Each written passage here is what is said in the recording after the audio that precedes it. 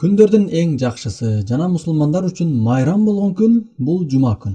Пайгамбар саллаллаху алейхи вассалам айтты: "Чындыгында силердин күнүңөрдүн эң жакшысы жума күн." Мына ошондуктан Аллах Таала жума күнүн башка күндөрдөн айырмалаган өзгөчөлүктөрдү кылды.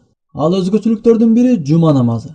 Жума намазын окуу ар бир мусулманга парз. Аны окубай коюу чоң күнөөлөрдүн бири.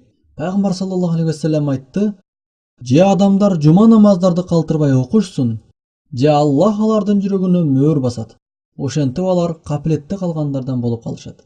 Жума намазы мусулмандарга парз болуш үчүн төмөндөгү шарттардын болуусу керек. Биринчи, акыл эстүү болуу. Экинчи, балагатка жеткен болуусу. Жаш балдарга жума намазы парз эмес. Бирок алар 7 жашка келген кезде намаз окууга буйрулат. Үчүнчү, мусафир болбосу керек.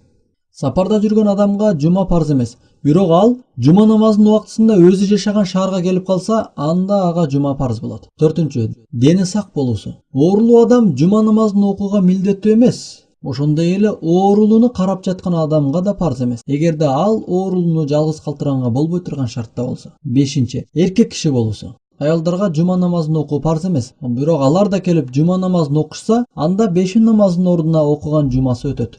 Жума намазынын убактысы бешим намазынын убактысында болот. Намаз 2 рекеттен туруп, имам кыраатты жарыя кылып окуйт.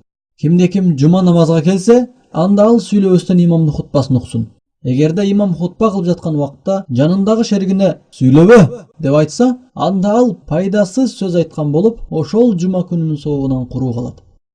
Жума намазына шашылгын, сени эч нерсе алаксытып койбосун. Өтө чоң жакшылыктардан калып кетесиң. Аллах Таала ый Куранда айткан: "Эй ыйман келтиргендер, эгерде жума күнү намазга азан айтылса, анда силер Аллахты эстөөгө намазга шашылгыла жана соода саттыкты токтоткула. Эгер билсеңер, бул силер үчүн абдан жакшы."